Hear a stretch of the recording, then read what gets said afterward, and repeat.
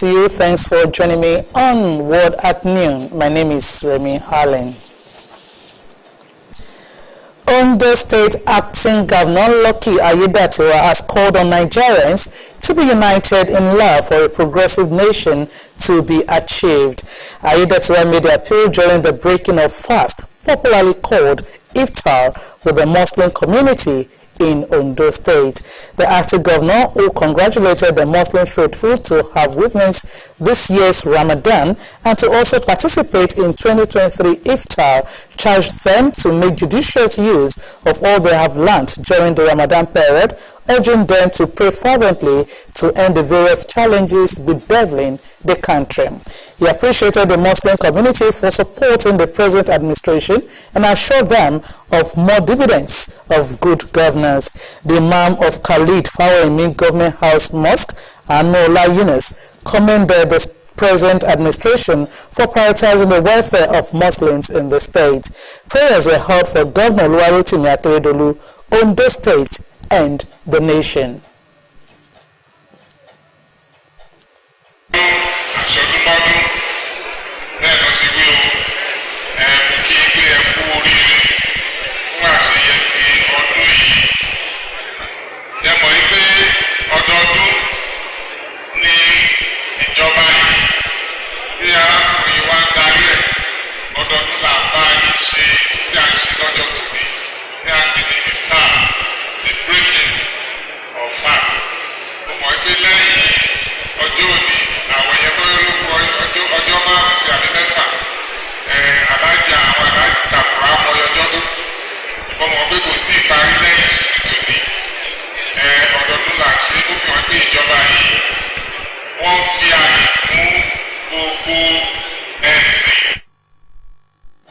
The event attracted dignitaries from the Muslim community, Ondo State cabinet members, among others.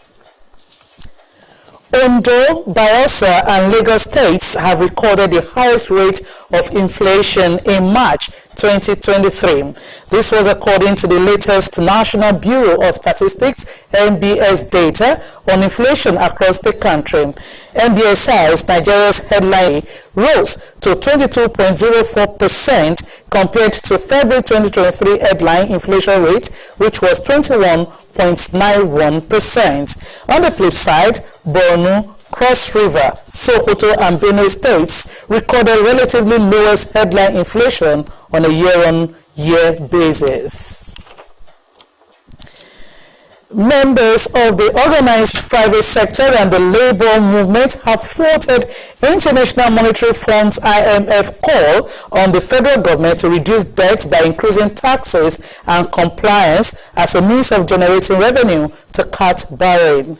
They argued that the move spells nothing but disaster for any economy that is struggling to stay afloat.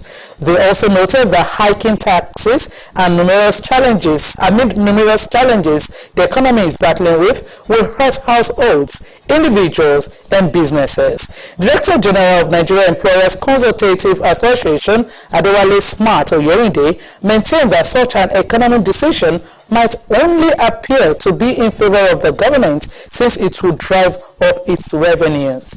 Assistant General Secretary of Nigeria Labour Congress, Chris Onyeka, urged the federal government to shun IMF policies, alleging that IMF and World Bank leaders, especially in Africa and third world countries, are trying to subjugate economies unlike those of the West. Socio-Economic Rights and Accountability Project (SERAP) has urged President Muhammadu Buhari to publish his asset declaration form as he concludes his term in May 2023 and thereby bequeath a legacy of transparency.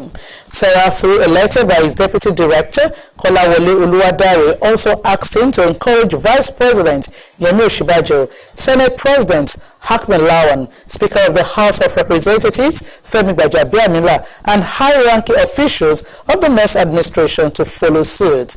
The body hinged its call on part of the 5th schedule to the Nigerian Constitution 1999 as amended that all public officers are to declare their assets immediately after taking office, at the end of every 4 years, and at the end of their term in office. Sarah urged Buhari to emulate the good example of former President Umaru Musa Yar'Adua, who consistently published his asset declaration forms as President and Governor of Katsina State. The Independent National Electoral Commission (INEC) has tasked security agencies to arrest and prosecute those who brutalized one of its national commissioners deployed to Adamawa State for Saturday's supplementary governorship poll. According to INEC National Commissioner Festus Okoye, 2 national commissioners were deployed to Adamawa State. One of them brutalized while the other was stripped naked.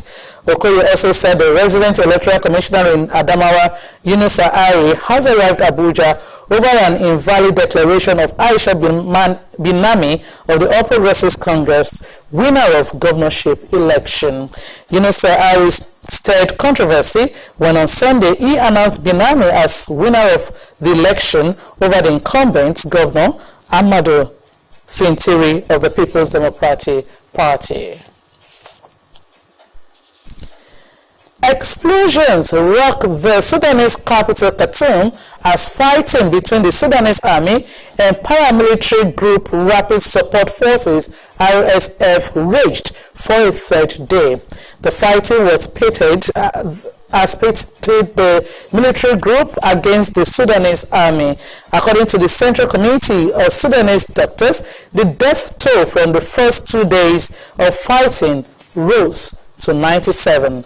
For decades, Sudan has suffered under the yoke of dictatorship, coup, and political instability, with successive governments overseeing widespread repression and genocidal violence, particularly in the Darfur region. An Indian gangster turned politician and his brother have been shot dead on live television. Atiq Ahmed, a former legislator jailed for kidnapping and facing murder charges, was killed alongside his brother Ashraf Ahmed. The men were being escorted for a medical checkup in handcuffs at the time of the attack. Akintunde Akeshimola has details.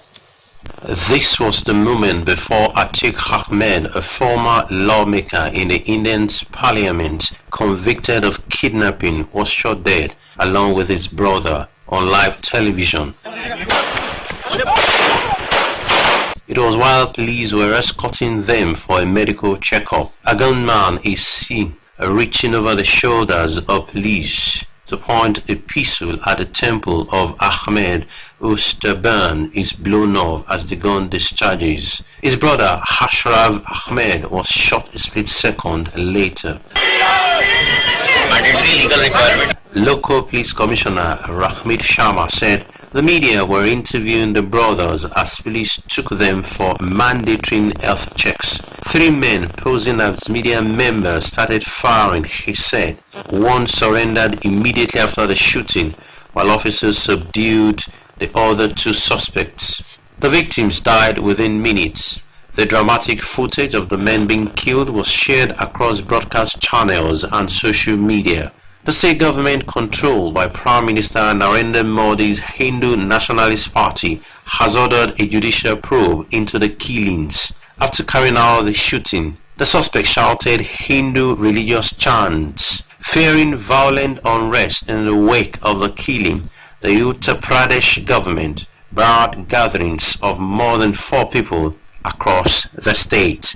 Akintunde Akeshimola for Osrc News. And there's word at noon. Thanks so much for watching. Good afternoon.